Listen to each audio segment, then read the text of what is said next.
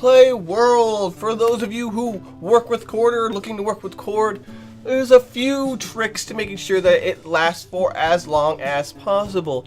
The first and easiest to spot is to make sure that it's not rubbing up against any sharp or hard edges. This is where that little bit of extra time of putting an eyelet or a rivet or something like that into place really pays off, because the rounded edges that you put in mean that it's not going to be rubbed up against something that can eventually cut through it. However, because it's often put on a joint or something that's very flexible or can easily be caught or stepped on and things like that, there are occasions where it will just break due to some occurrence in the convention.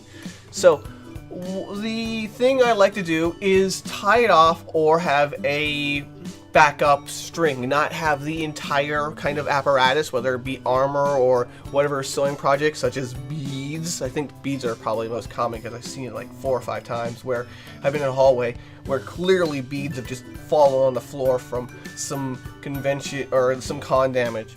So for armors or costumes where it's an aesthetic or as part of the mechanism to hold together, I like to have multiple cords bearing the weight. So if one gives, the other one's there at least to hold it together long enough for me to get to some place where I can fix it.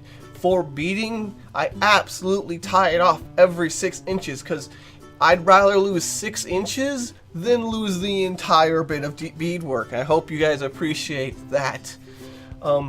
Otherwise, I like to keep my cord work in places where they won't snag very easily, or where I know I can come in and replace it later. It's kind of part of the plan to make sure that I can, if I have to, go in and replace the cord, rather than try and tie it off for some temporary fix.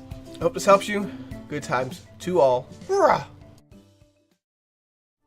Listen, I got cosplay tutorials, con coverage, and general cosplay fun. Why don't you stick around a bit?